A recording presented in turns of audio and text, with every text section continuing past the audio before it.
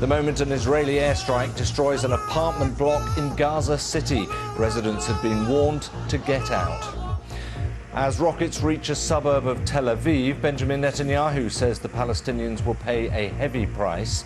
Some 30 people, Israelis and Palestinians, have been killed. After another night of violence, the United Nations warns the conflict between Israel and the Palestinians in Gaza is escalating towards full-scale war. A teenage gunman in Russia opens fire at a school, killing at least 7 children and 2 adults. Relatives of 10 people killed in the Ballymurphy area of Belfast in 1971 win a 50-year legal fight to clear their names. We've got an audience, we've got dancers, we've got pop stars, we are back! No masks, no social distancing, just a negative test is the ticket required for 4,000 people for the Brit Awards in London. A former soldier who has confessed to killing an 8-year-old girl in a case that horrified France has been sentenced to 20 years in prison on charges of murdering another man just months beforehand. Police initially said, after Nordahl Lelandais was arrested in 2017, that they were looking again at 40 unsolved disappearances and cold cases. Nothing's emerged, though, to back the theories that he was a serial killer. He's insisted that both killings were accidental.